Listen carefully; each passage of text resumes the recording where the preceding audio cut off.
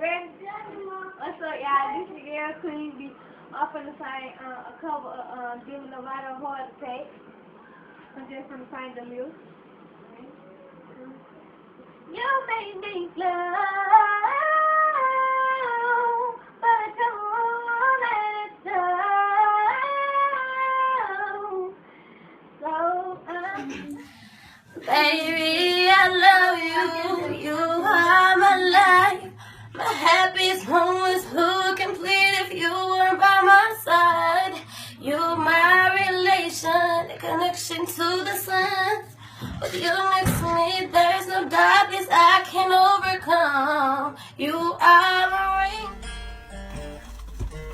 I don't wanna fall so fast, but I'm open. They always say the good things will never last, and I know 'cause I've been broken. Hurry if I come home late like 3 or 4. When they check call, I gotta go. Baby, what do for it? Welcome to Young Black Lives Honored. Be sure to subscribe and turn on the notification bell so you never miss an upload. Also, give this video a thumbs up and leave respectful comments below. This channel is intended to pay tribute to the lives of those who met an unimaginable fate and also bring awareness to the unjust behaviors in our communities. You can follow us on Twitter and Instagram at Black Honored.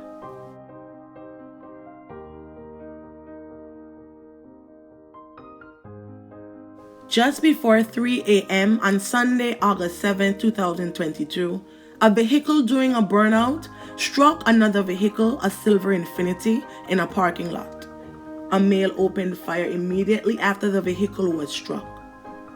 The 911 call stated that a person had been shot and North Precinct officers were dispatched to the 800 block of 2nd Avenue North in Birmingham, Alabama. When they arrived on the scene, they observed 19-year-old Ja'Kia Winston lying unresponsive in the parking lot, suffering from an apparent gunshot wound. Birmingham fire and rescue personnel had also arrived on the scene and unfortunately pronounced the victim dead. A total of 5 people were struck by gunfire, including Jakia. 2 unidentified women and 2 unidentified men were taken to local area hospitals via private vehicles, and 2 of the surviving victims were reported to have life-threatening injuries. According to police, a short time following the shooting, 23-year-old Ronald Demetrius White was taken into custody as a person of interest. Law enforcement stated that they believed there were multiple shooters. Birmingham police detectives presented information on the case to the Jefferson County District Attorney's Office, and following an assessment of the information, detectives obtained a warrant for murder in connection with the 19-year-old's death.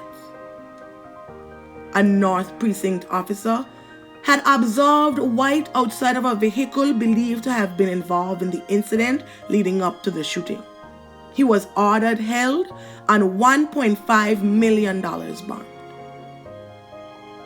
A preliminary investigation, which included surveillance videos and videos found on social media, confirmed that multiple parties were in the parking lot participating in vehicle burnouts and other exhibition driving when the collision occurred and the incident turned violent.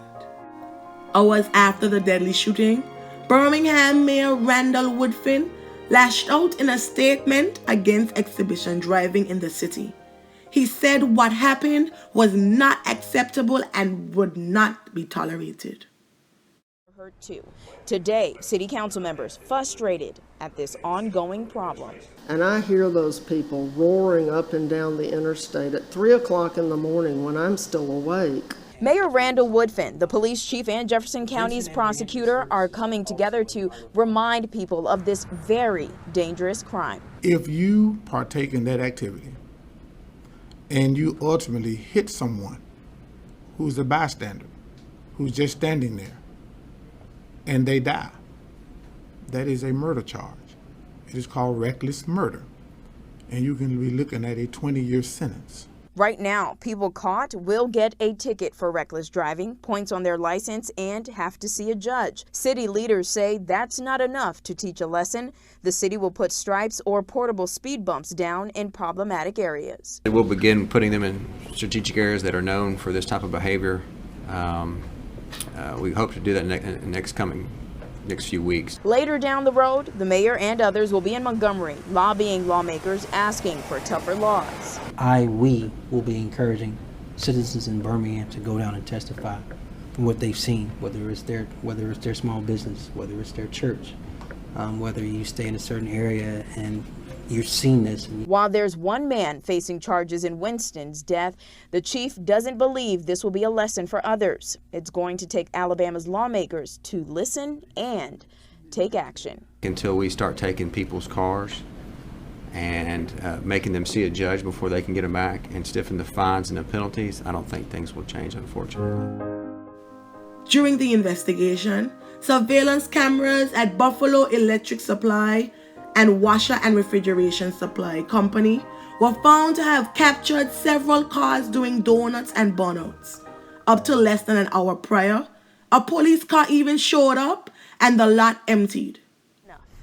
Just 30 minutes before a car exhibition turned deadly, this video shows Birmingham police pushing several cars out of the 2nd Avenue North parking lot. It's very frustrating. We know the officers are trying because we see them there on the videos. However, the crowds returned and the exhibition driving resumed. Officer Truman Fitzgerald said a verbal argument ensued and shots were exchanged in just a matter of 3 seconds. The video shows a male immediately opening fire after the cars made contact. The city's gunfire detection system indicated that more than 10 shots were fired. Other surveillance footage allegedly confirmed police suspicions that there was more than one shooter. Officer Fitzgerald said that police saw white outside of that vehicle immediately following the shooting also. One employee even shared a video he captured the previous month with police, which showed one driver doing burnouts in broad daylight. Patrons in the area said that exhibition driving had gotten worse and more frequent in the past couple of months.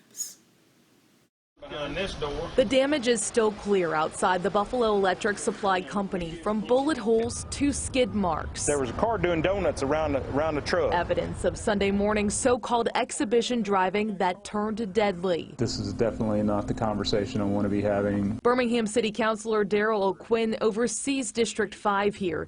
He calls this weekend's violence both tragic and unfortunate. If we could use that video evidence for that purpose, that would be fantastic. O'Quinn says right now Birmingham police cannot use video on social media to make an arrest. I think that would be particularly effective because the people who are doing this are doing it because they want to be seen. A GoFundMe was set up to assist the family with funeral arrangements. In the description, her mother, Keisha Gaines, wrote that Jakia wasn't just your typical 19-year-old. To know her was to love her. She was ambitious, outgoing, and independent, but most importantly, a great mother who loved her 8-month-old son more than life itself. Gaines also told the media that Jakia was very outspoken and loved to sing and joke a lot. She referred to her daughter as her go-to person and said that her soul was hurting deeply. Jakia's funeral was held on August 20th, and 11 days prior, family and friends held a balloon release and vigil in the 19-year-old's honor. Give y'all guys, I don't even know you, but you reap what you sow. You reap what you sow. My sister did not. Nobody, my niece didn't deserve this. This wasn't even her spot. Never get out her bed. I always tell my sister, never get out your bed if somebody calling you at 3 o'clock in the morning, 2 o'clock in the morning. No. My sister got all, my niece got all her people, and this is not even all of them. All these beautiful people. Family and friends? Family, friends. Everybody family. Everybody family. I mean, everybody. Ain't no friends, family, first family. I mean, we got beside our Father God. But see, he don't have to deal with us. He got to deal with my God. We ain't gonna fight evil with evil, but we gonna know what's going on.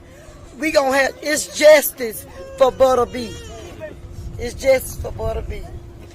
And what's your name? My name is Sharon. And she called me Auntie Sharon. And sometimes she'll say big face. Okay. And that's what I like. And it ain't them dollars, them 000. Yes, ma'am. I'm a grandmother. And I had it happen to my baby, you know. She didn't deserve this. Believe me, she did. Don't bother nobody. Good girl. Work, come home, take care of the baby over there, man. Hope they right in hell.